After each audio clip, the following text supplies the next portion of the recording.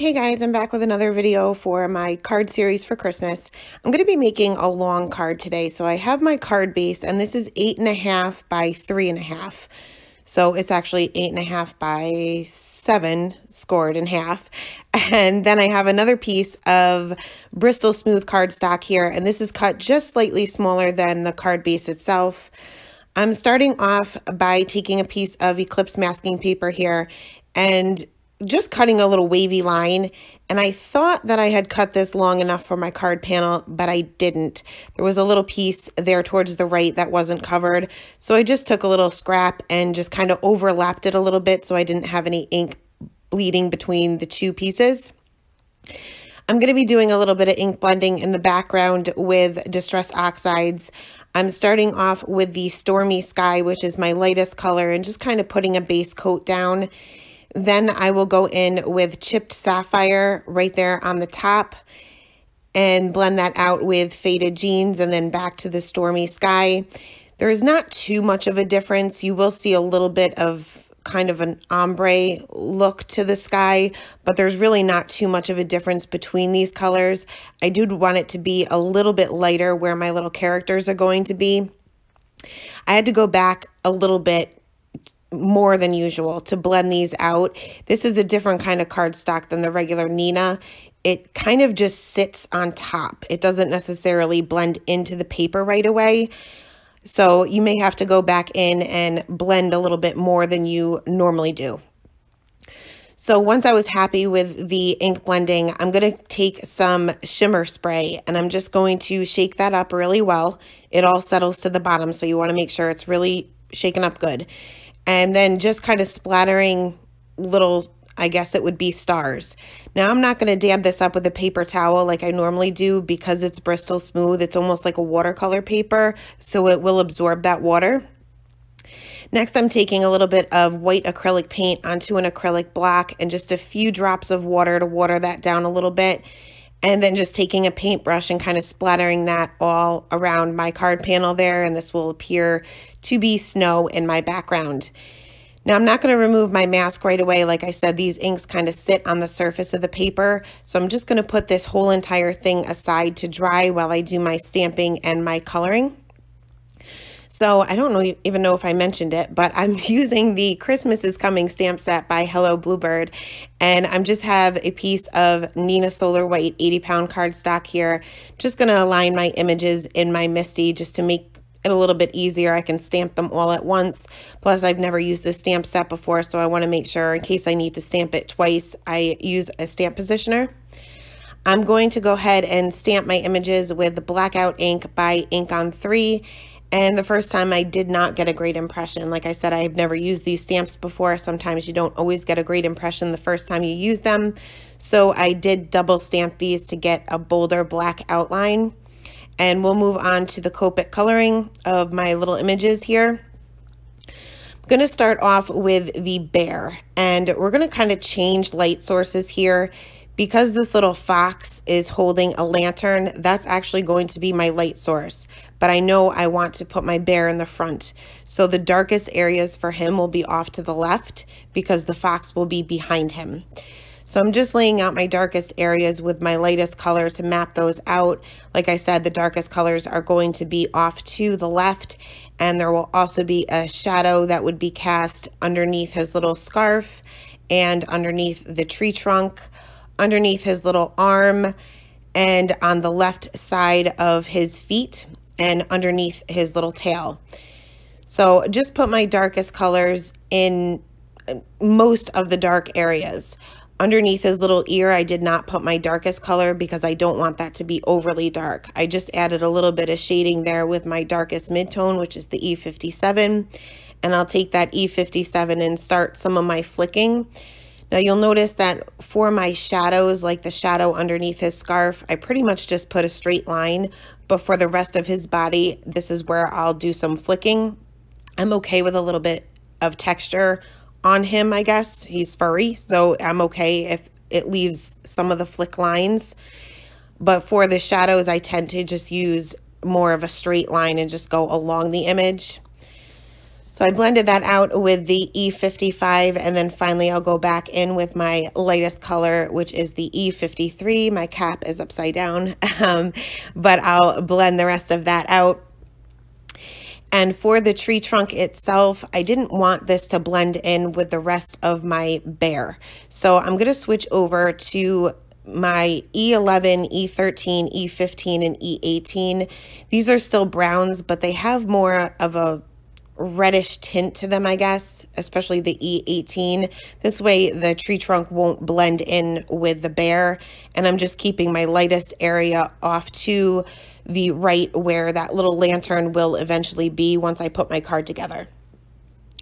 Next, I'll move on to this little squirrel, and I'm going to color him to be a gray squirrel, and I'm going to go right in with my lightest color. And now for him, the light source is going to change. Now the light source is going to be off to the left for him, so the shading will be off to the right. So again, like always, mapped out my darkest areas with my lightest color. Then I'll go in with my darkest color, which is the C7, which is a pretty dark color. So I'm just using this pretty sparingly and barely touching the tip of the marker to my paper. I'll blend that out a little bit with the C5, and I'll add a little bit more shading in certain areas and maybe thicken up some of those lines that we had created with the C7. This isn't quite as dark. Then move on to the C3, blend that out even further, and then finally moving back into with the C1 for just my highlight colors. His tail is really puffy, so I did keep a pretty big highlight on his tail. For the little coffee cup that he's holding, I switched over to some warm grays, and I did do shading here just on either side with just two colors, but this is so teeny tiny that you could barely tell. So you could definitely just go in with one color here. You don't necessarily need to shade it. Next, I'll move on to the raccoon.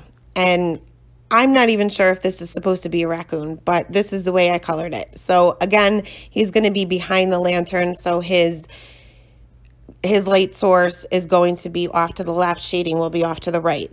So I couldn't figure out, I know that the little patches over his eyes are supposed to be like a dark gray or black, but I didn't know the rest of his body. So I colored the rest of his body grayish, blackish color, because I think that's what color raccoons are. I should have probably Googled it first. But again, just putting my shading off to the right, there would be a shadow underneath his one arm there, as well as underneath his little scarf.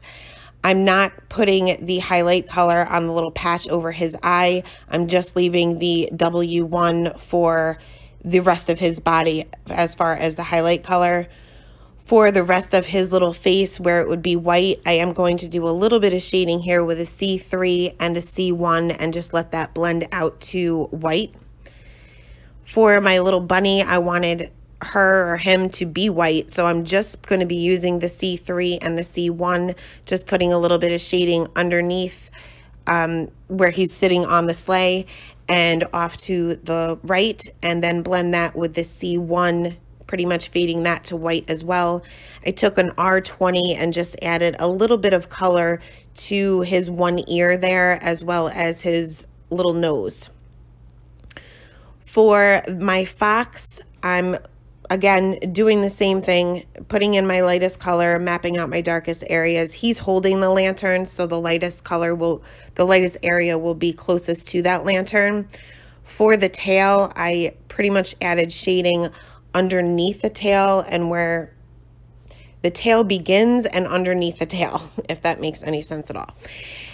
Moving on to the darkest color, which is the E09, and just putting in my very darkest areas, and then going in with the YR18, blending that out even further. Most of his body, like I said, I'm using flicking motions to kind of add a little bit of texture, and this makes the blending a lot easier. For his tail, I'm adding longer flicks. There's not going to be much of a highlight on his tail. It's the furthest away from the light, but I did want to add a little bit of highlight just to get some contrast there. Blending that out with the YR68, and then finally back to the Y38 and blending the rest of that out. For the little white areas for his tail and his little underneath his nose there and his ear, again using the C3 and the C1, fading the C1 out to white. Now for everything else, if you've seen any of my videos, you're going to see this color combination a lot. This is probably my favorite red combination. I think these colors blend so well together.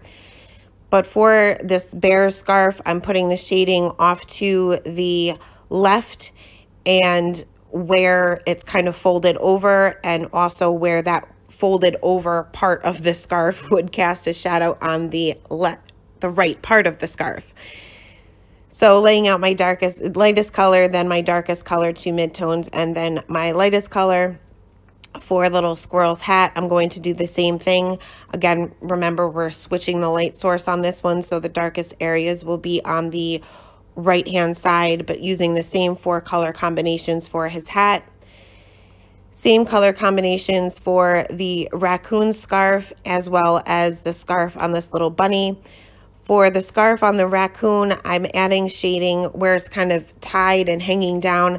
I'm adding some shading on where it's knotted and on the base of the scarf, the end of the scarf, I guess, just to make it look like it's kind of bowed out a little bit, I guess. Give it some not just texture, but kind of make it look like it's flowing a little bit, if that makes sense. Doing the same thing for the scarf on this little bunny here. Then I'm going to move on to a green combination for the little present that the bunny is holding. And first I lie. First, I colored in the sleigh, and I just did this solid. I used the C7 for the actual sleigh part. I didn't do any shading here just because I didn't want it to blend in too much with my bunny or my raccoon. So now we'll move on to the greens, and for the shading on the little present, it would be on the bottom of it where it's laying on top of the sleigh, as well as where the bunny is holding it. The bunny would be casting a shadow on the present itself. Blending that out with the 2 midtones and then the lightest color again. For the lantern that the fox is holding, as well as the ribbon on the present, I'm going to use the same color combination. For the lantern, the shading would be on either side just because this is a round object. For the ribbon, again, the bottom would be darker, and then where the bow is tied on the top. For the base of the little squirrel's hat, I added just a little bit of shading. I did add a little bit of yellow in the center of that lantern too. Sorry, I'm all over the place. But for the squirrel's hat, I did add just a tiny bit of shading because I'm using the same colors as the squirrel itself, so I didn't want it to blend in too much. I did take my colorless blender and kind of fix up any areas that I may have gone out of the lines a little bit, and then I'll go ahead and die cut all of my images. Once those were die cut, we're going to take our card panel here, and I will remove my mask, making sure that that acrylic paint is completely dry. You don't want to smear that. And I'm just going to kind of line these up on my card panel here just to kind of see how I want them, especially for the fox. Where the lantern is, that would be casting a light. So I'm going to take a damp paintbrush where this fox is and where the lantern would be, and just remove a little bit of that color. It's not going to remove a lot. This has been sitting for quite a while. If I had done this right away, then I probably would have been able to remove more color, but I didn't want to color directly over the Distress Oxide inks. It tends to get a little bit muddy. So next I will take some Scotch foam tape now that I have the placement of all of my little characters here, and I'm going to pop these up onto my card panel, leaving the fox for last. So in this little circle that we had removed the color, I'm just going to take a Y02 and just color directly over that area. I did end up making it a little bit bigger than I had intended. Placed my fox there and made that, just make it look like the lantern is actually lighting up the night sky. Then I will go ahead and add my Scotch foam tape to the back of my little fox there and pop him up on my card panel as well. Now I wanted to add shadows underneath my little characters just because they're kind of just floating on that snow.